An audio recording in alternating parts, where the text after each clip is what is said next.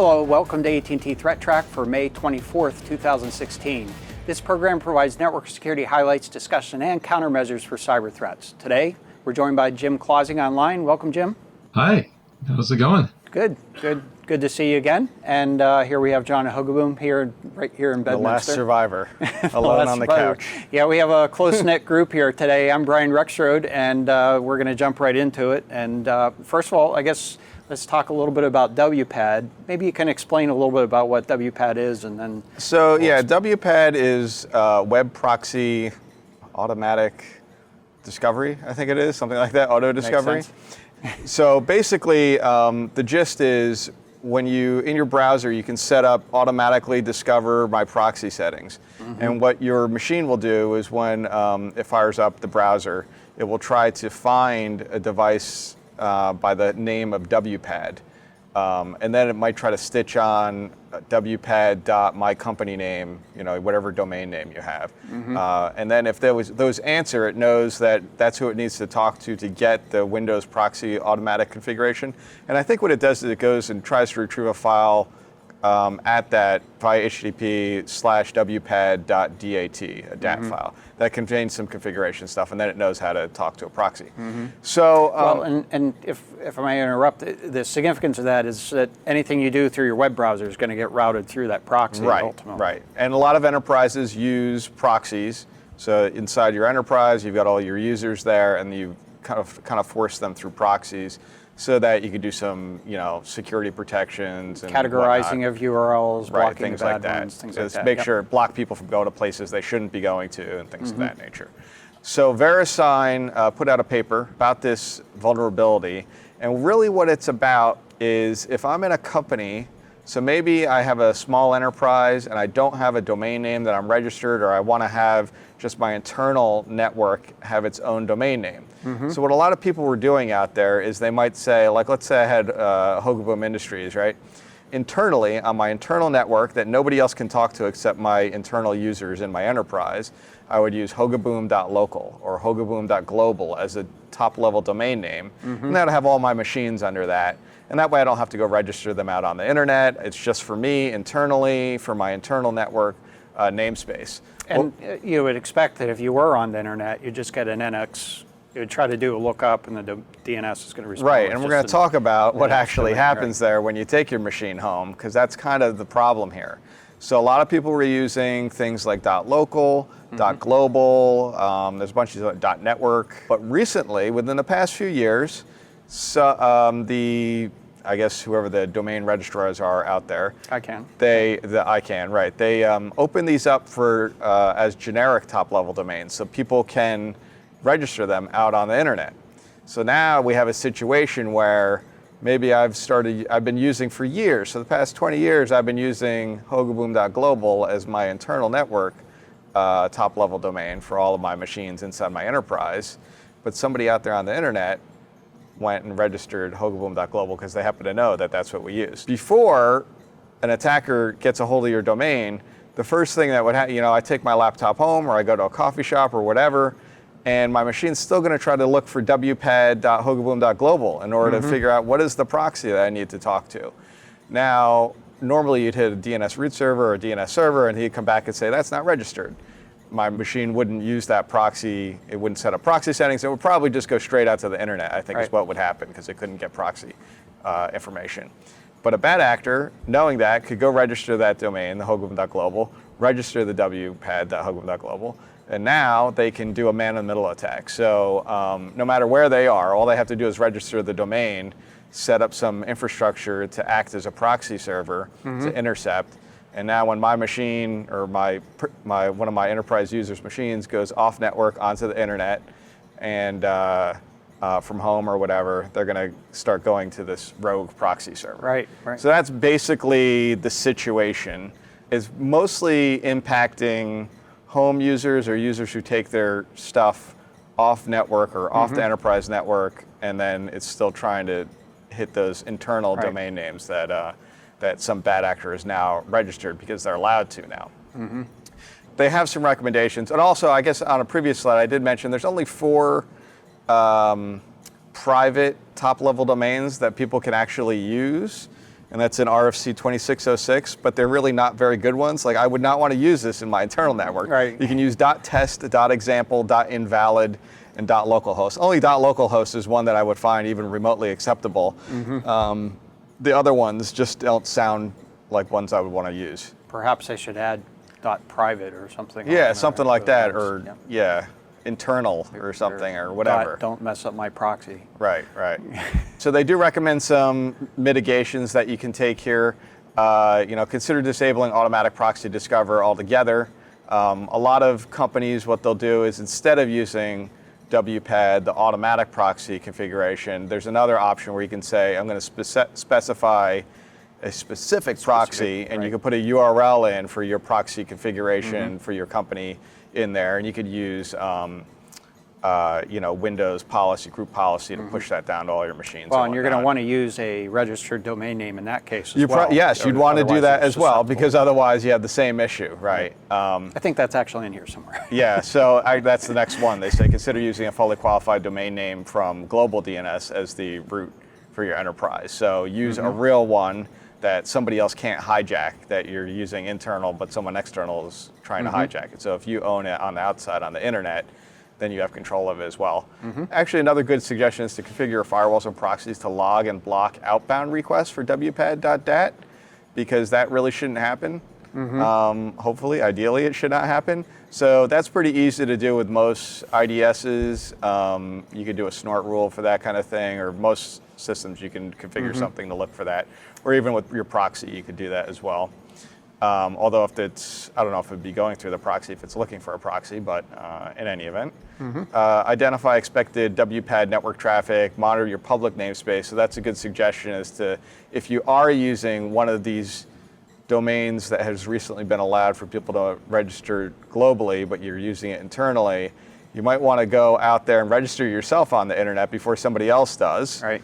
And or monitor to make sure somebody else isn't trying to hijack it or hasn't already done that. Yeah, well, that perhaps raises the broader concept of defensive domain name registration. That is, if you're a potential target, you probably want to make sure that you're registering domain names that are similar to your own, perhaps for brand management, but also perhaps to reduce the amount of exposure you might have to a phishing attack, where domain names might look similar to yours, and somebody could somebody could use that to lure people to try go to make that it look like an URL enterprise and application. Make it look like it is you or whatever, but it's really not. Okay. And I did do a little analysis through some passive DNS data that is out there on the internet that you can get. There is some interesting domains registered of this nature, where it's like wpad.somecompany.name.global or wpad.somecompany.name.us.local or things like that. There are some interesting ones out there that look a little shady to me. So perhaps suggestive that some of this activity is actually happening. Maybe the advisory is instigated by some observations that they've seen as well. So it does look like there are some cases of that going on. Based on some of the company names, you can kind of infer who's being targeted here. So it's interesting. So you might want to go. People might want to be interested in digging around in some of the passive DNS sources that are available, because they might find interesting stuff as well. All right. That nature. Yeah. It's often difficult to determine whether some of these advisories. I think that the organizations that are like U.S. CERT, they're trying to protect the privacy of organizations that may have been a victim. And so it really is sometimes a challenge of whether they're talking about a theoretical vulnerability or if they're talking about some potentially real attack activity. Yeah, this looks like real attack activity based on what I'm seeing here. Yeah. Okay, very good. Given attack activity, Jim, let's go over to you. And I guess there's an article here covering some of the recent malware trends and some interesting observations. Yeah, this one was kind of interesting. I first noticed it on the IT Security Guru blog, but then I went back and looked at the original press release from Check Point. Basically, Check Point does a monthly update of what they call their threat index. I hadn't been looking at it a whole lot recently, but just this past week, they released their update for the trends they saw in April. And there were a couple of things that jumped out at me that I couldn't resist bringing them up here because, for a long time, port 445 before 23 was at the top of our pie charts every week in the internet weather. It was 445 that was always at the top of our pie charts. And one of the things that you often say is, there's a lot of lingering conficker out there. Well, conficker is still the number one threat on their threat index. And, the conficker has been around it's been more than 10 years now, hasn't it? Something like that. Yeah. And number 2 on their list is Sality, which has gone through a few iterations, but that's been around since 2003 initially. Number 3 on their list for April was Zero Access, which, we haven't talked about in the internet weather recently, and maybe next week we should take another look at that and see how that's doing. But they also have a separate list of the mobile malware families that they're Jim, seeing the most of. Before you go on, are you sure you're looking at this year's? Absolutely. It's dated May 17th, 2016. Okay. Top 3 on there have been around for, seems like, forever. Yeah. So before we go on here, but I think it's perhaps worthy of observing that, we've been reporting a number of things, and those have not been at the top of our list. Now, we're not doing a numerical study on what the top threats are, but part of the reason that we have not been reporting those is partly because conficker has not really constituted a real threat. Yes, so there may be a lot of infections out there, but it hasn't really constituted a real threat to organizations. There have not been any known or reported crimes associated with conficker that I'm aware of. Not that I'm aware of either. Yeah, and so, and then similarly, Zero Access was one where there was a takedown activity, and they believed that they had pretty much eradicated it. There was a white flag raised associated with Zero Access. I mean, it's still resurged after that again, I think. But I was going to just say that there was some activity. I think it was click fraud or something along those lines. Yeah, well, it was always involved in click fraud activity. Right. But it did go up and down and up and down, and we should take another close look at it.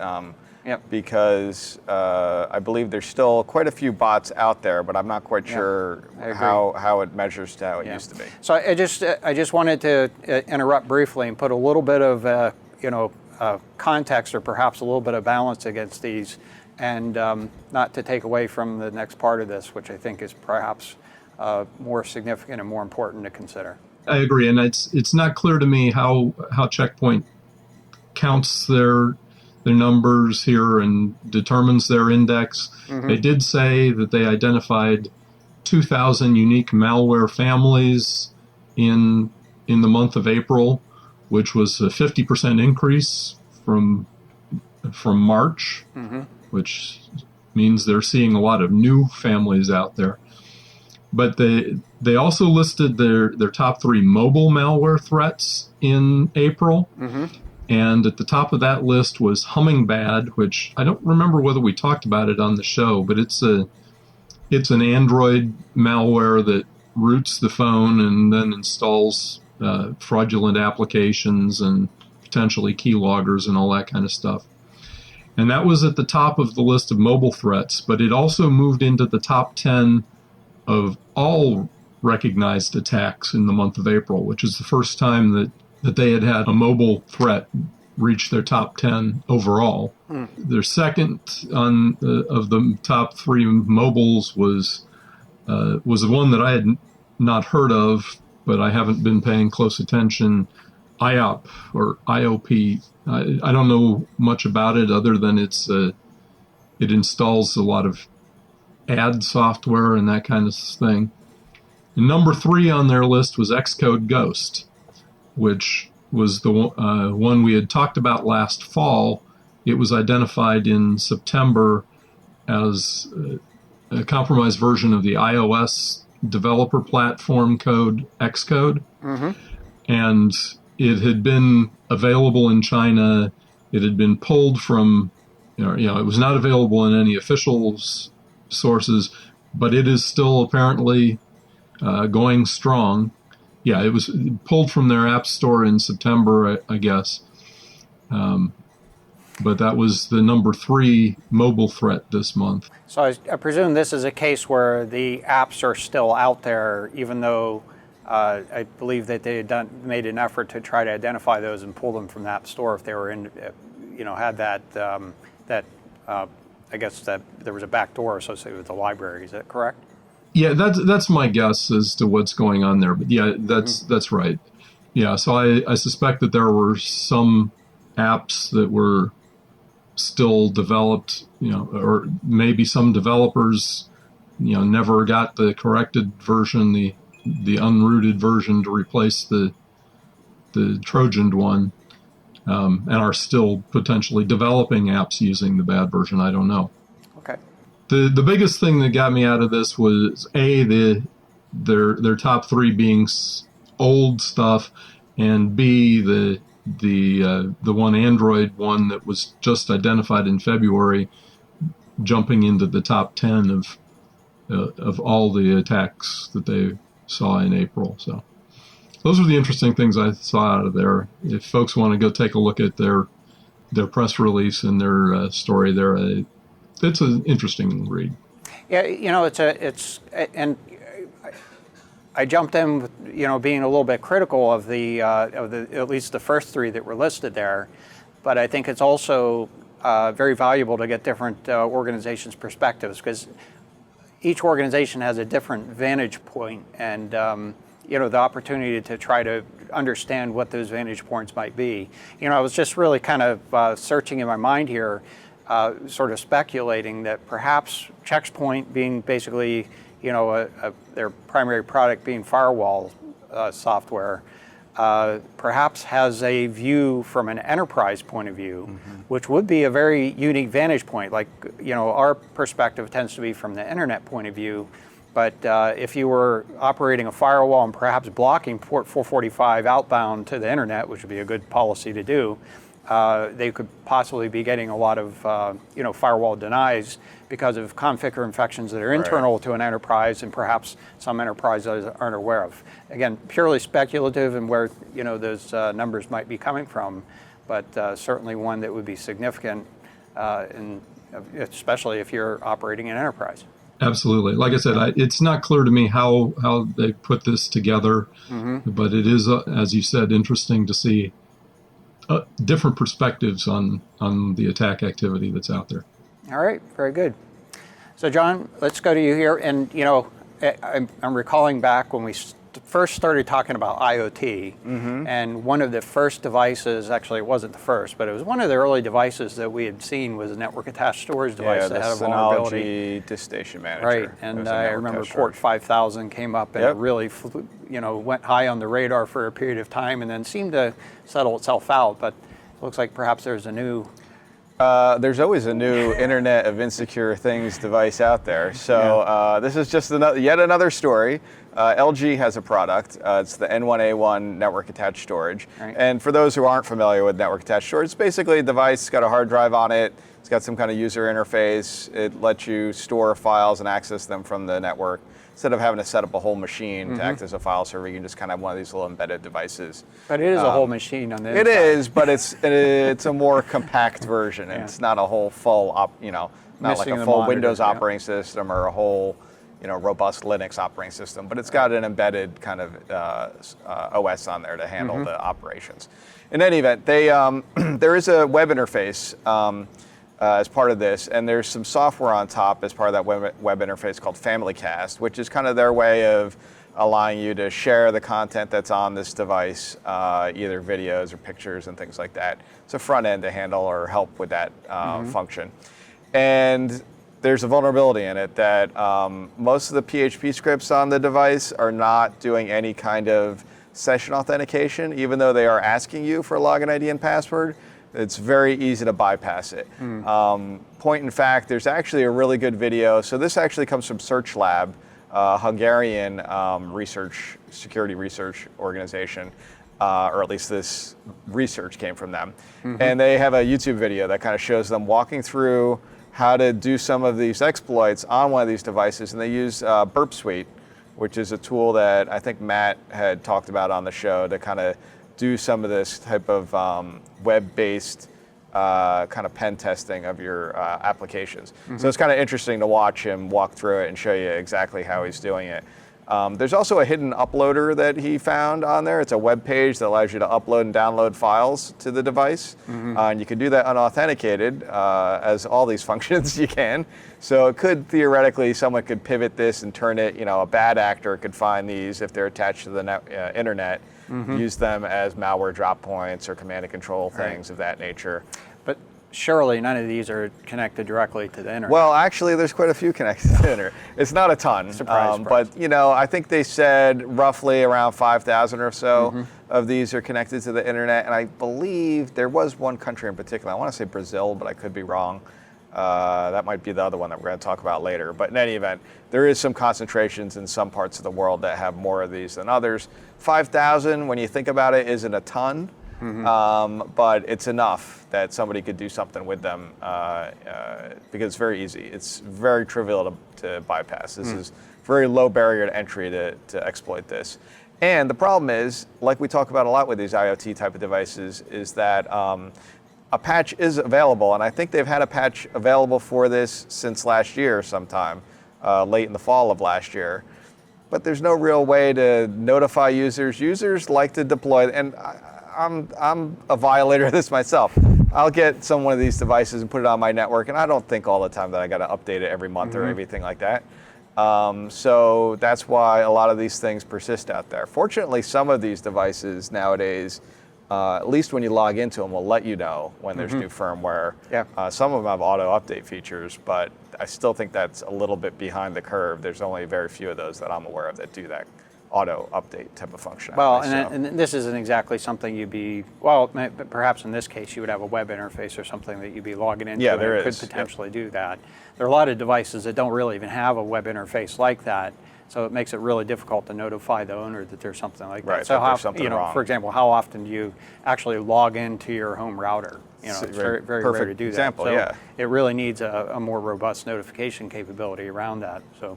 All very good point. So that's why, even though there is a patch available, a lot of it hasn't been applied to the existing base. And I think this might even be, I don't think they're continuing to make this product. It's probably like out of whatever, not out of warranty, but end of life. So whatever's out there is out there. Hopefully people will find out about it and patch the ones, these 5,000 or so that are out there.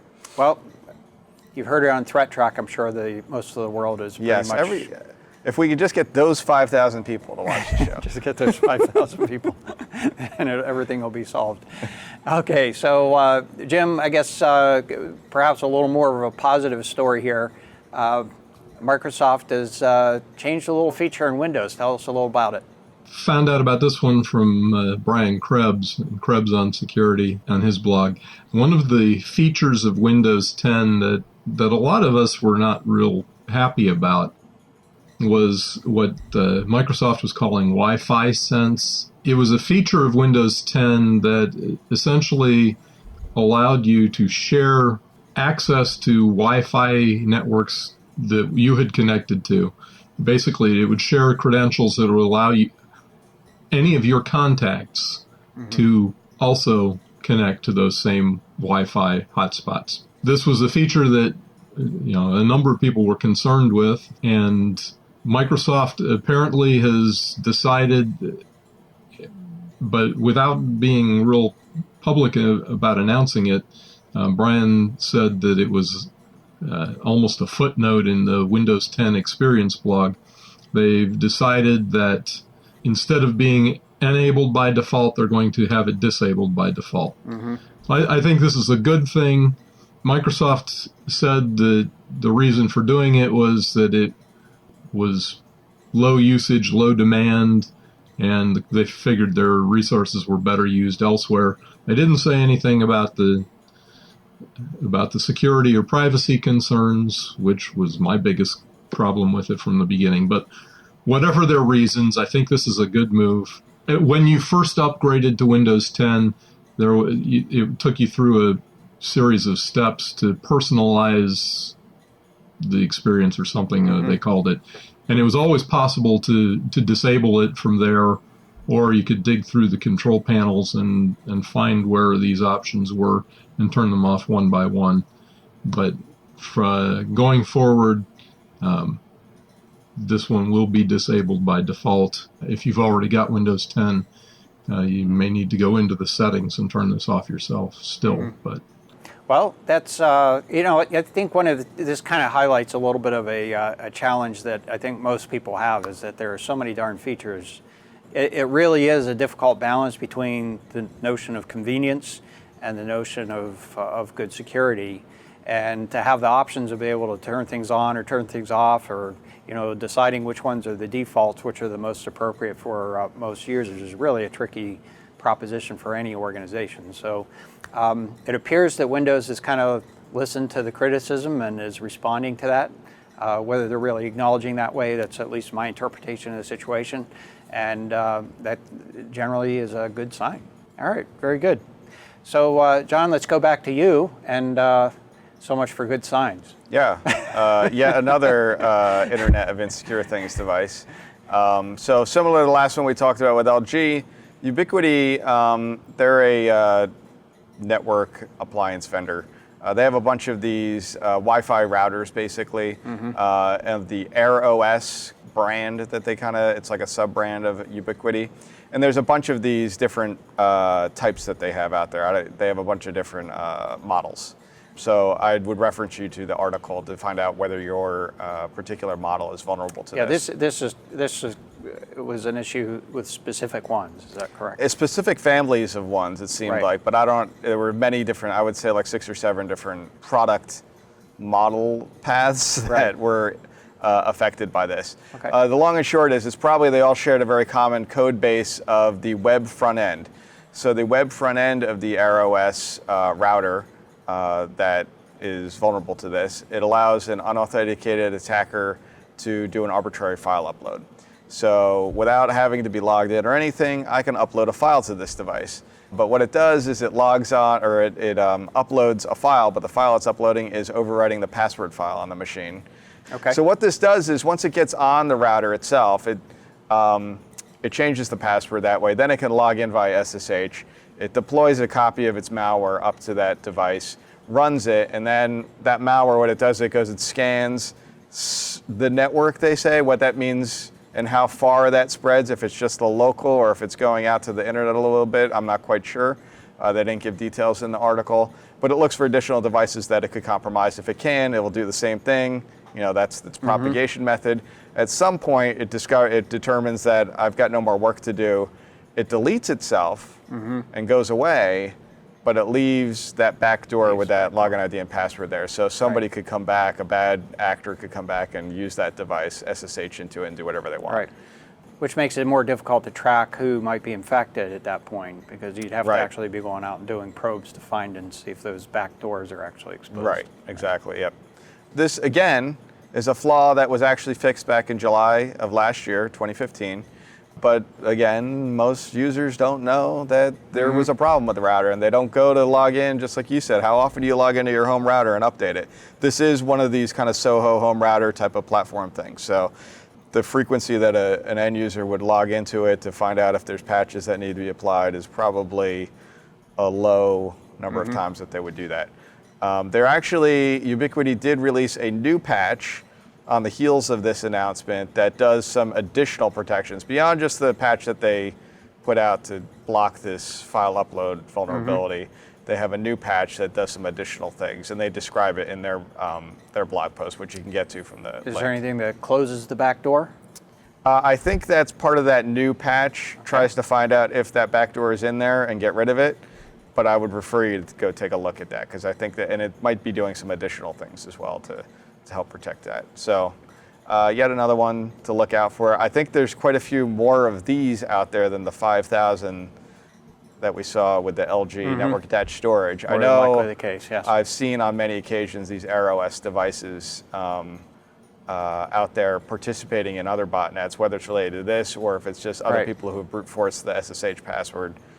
Could be just that. Yeah, I think in some cases we had seen where the there was an exploit being performed to, and I don't recall the specifics of the exploit, it might have been a weak password guessing or something like that, but then using that to enable SSH access from the internet or something along those lines. Am I remembering that correctly? I don't know. There's so many of these Right, I don't well, remember either, but you're probably don't right. take my word for it. It was something along those lines. That there are a lot of these guys. So these devices also, they have a default login ID and password, which they're both the same thing. The login ID and the password, or the username and password, are the same thing, and they're very short. And you could guess, like, if you go to the manual, find it. A lot of people deploy these things on the network or on the internet. They leave that SSH exposed or the web interface exposed. Right. Why? I don't know.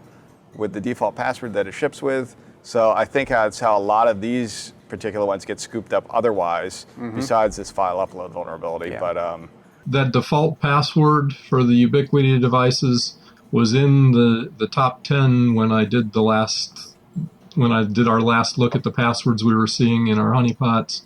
And at the Internet Storm Center, I know it was number 7 for the month of April in their list of password guessing that they saw. So yeah, that default password also needs to be changed. yep. for certain. All right, very good. So, one of the things I think is probably worth pointing out here is that in these stripped down embedded OS things, one of the things that makes it the embedded Linux is they basically are stripping out user level permissions. And so when you log in as anybody, you basically have root access privileges. So under normal circumstances, you wouldn't be able to overwrite or even access Etsy password as a normal user. But in this particular case, it allows that escalation because there really aren't any user level controls. Yeah, usually the web administrative interface on these things is executing as a privileged user that can read and write pretty much anything on the file system. So you're right. That's just probably for convenience from a programmer standpoint. Yeah, it's absolutely. It's part of just stripping down the thing so it can run on a smaller processor, doing less checks, and as an unfortunate consequence, makes it more vulnerable to more significant escalations in the attacks that can be performed. So. That NAS one that we were talking about previously, that did not. The login that you had did not give you privileged access.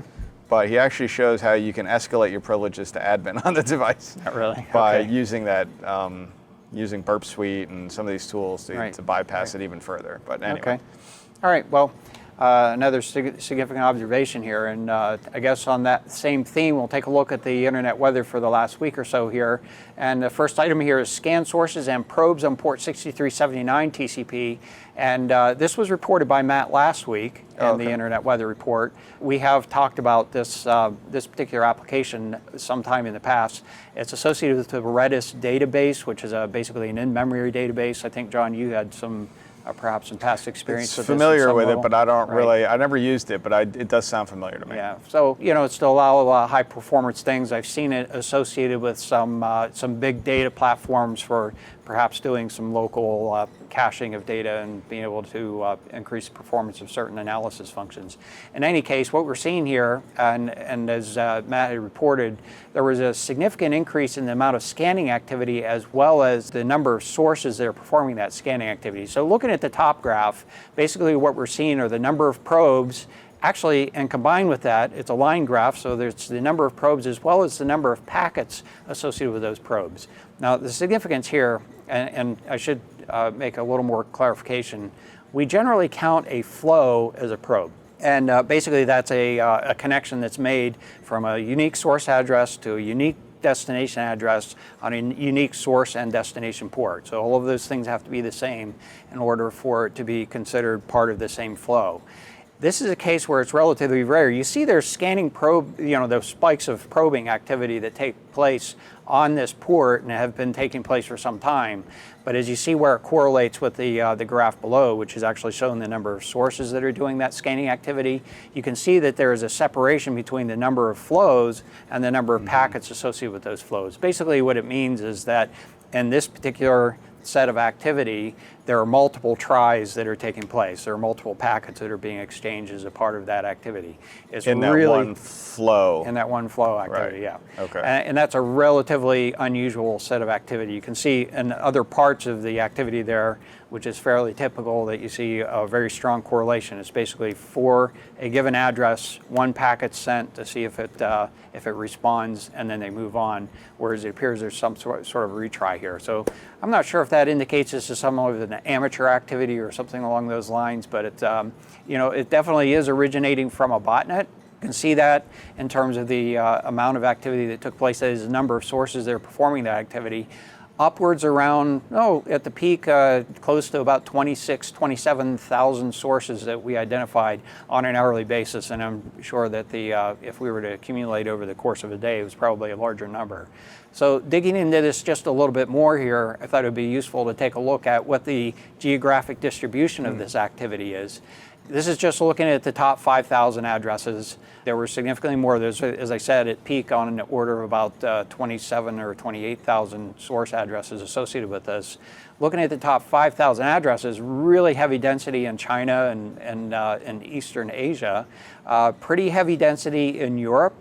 Not so much in the United States. We see some actually in the middle of South America as well.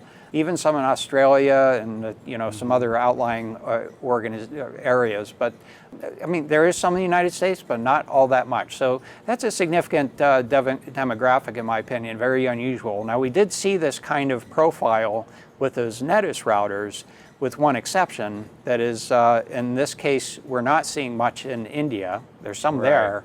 But with the NetIS routers, the backdoor, we'll talk about that a little bit later if you're not familiar with it. But with the NetIS routers, we had seen more density in India as well. So I'm not sure that there's any relationship between those two, but there definitely is some sort of bias in this activity. So I just thought I'd point that out. Now, just to take this one step further, I took a look in Shodan to see how many of these Redis databases were accessible from the internet. It didn't find 26 or 27,000 of them, but Shodan doesn't necessarily know everything that's out on the internet either. It did find on the order of about 7,000 of those databases exposed to the internet in China, and about 5,800 or so in the United States. And there are a number of other countries that were listed. Those just happen to be the top two. And there was a vulnerability associated with this report that was, this port that was reported in actually June last year, June 2015, so a little less than a year ago. And this was actually vulnerability 2015-2335. And this was actually a arbitrary code execution vulnerability that did not require authentication. So there is a chance that this is an activity to find those databases and to perhaps exploit them, perhaps for exfiltration purposes, or perhaps to use those systems for other purposes. Not really sure at this point. But nevertheless, if you are using Redis in any of your applications, you will want to take a look at that, make sure that you're not unnecessarily exposing access to that database from the internet, and have put correct controls into place. Next item here is scan probes on 57769 TCP. We actually reported on this 2 weeks ago in the Internet Weather Report, and it appears to be consistent with the activity that we saw back then. The activity is very suggestive of a DDoS attack, but it's the backscatter associated with denial of service attacks. We're seeing consistently SYN-ACK packets. It would basically be the response of a SYN flood, implying that because we're seeing it toward a number of IP addresses, that the attack was actually a spoofed source TCP attack. The target in this particular case, which appears to be the source of the scanning activity, is a single IP address in China, so they would be the target of this denial of service attack. The port that they would be being attacked on was port 8081 TCP, which in this case appears to be the source of the scanning activity, that is the backscatter of that activity. In this case, also multiple packets per flow. Again, with the exception of the example I just talked about a little bit earlier, it's not typical to see multiple packets per flow, but in this particular case, being a denial of service attack, it's not unusual to see a situation like that. So I'm sticking with the original theory that this is backscatter from a denial of service attack. next activity here is scan sources on port 4028 TCP. This we have talked about before, and John, maybe you have a quick comment because this is. Well, I mean, I don't have any comments other than what we talked about before, which is way back when, maybe a couple of years ago, there had been some association with this 4028 TCP in the Light Hydra botnet. Right. Light Hydra is a family of malware that runs on these embedded Linux devices.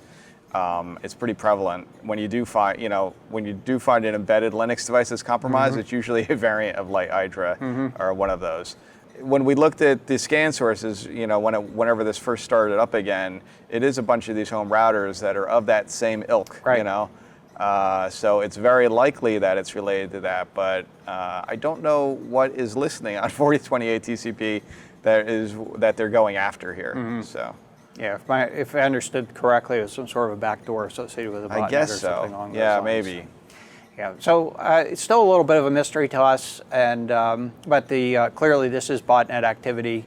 What we're looking at again is sources that are doing this scan activity. That is counting the number of sources up on the order of about 2,000 or so. It does have strong indications of botnet activity. You see this sort of sawtooth pattern that we see, generally indicative of commands that have been issued to the botnet, and perhaps if they lose their command and control, or if no new commands have been submitted as the devices complete their task, they basically go offline.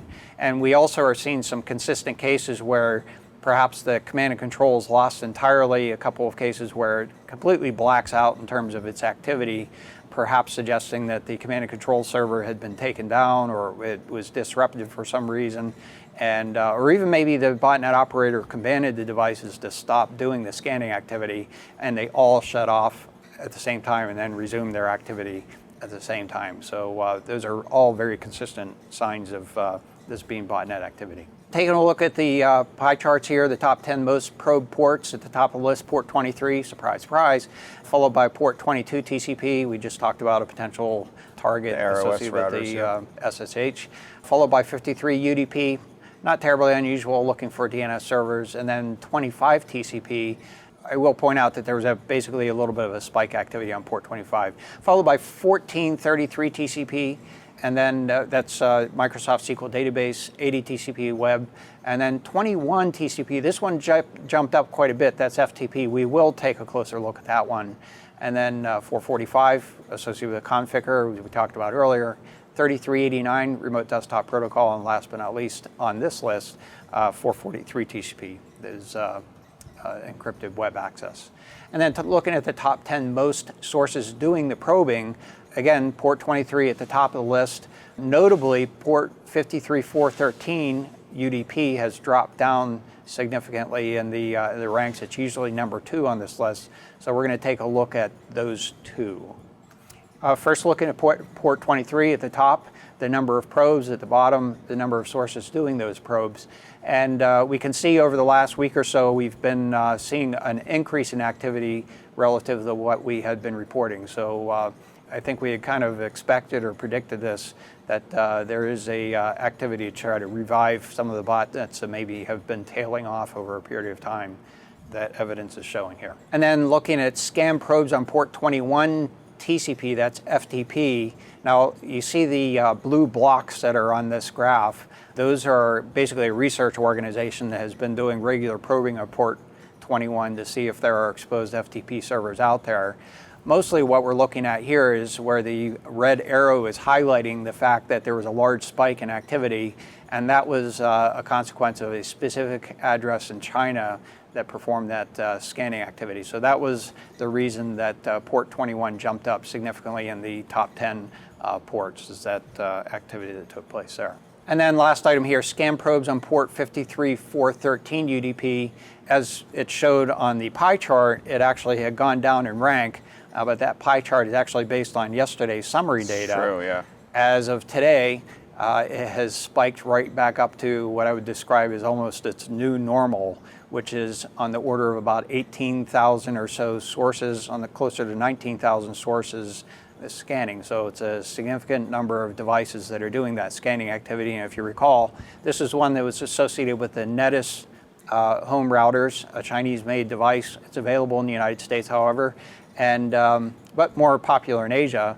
And on that port, it's possible to actually inject scripting in, for example, to download a file and have it execute that file, which is consequently causing these devices to become part of a botnet. So that's our show for today. We'd like to thank you for joining us. And if you'd like to get in touch with us, you can email us at att-ThreatTraq@list.att.com. And you can find AT&T ThreatTraq on the AT&T Tech channel. It's on YouTube, and it's also available as an audio podcast on iTunes. You can follow us on Twitter, and this is recently updated. Our handle is @ATT Business. And so our security activities have been combined with the broader ATT Business activities. You can follow some of the activities on that Twitter handle. And I'd like to thank you for joining us today. Thank you, Jim Clausing, for joining today. Thank you, John Hogoboom. I'm Brian Rexroad. We'll be back next week with a new episode, and until then, keep your network safe.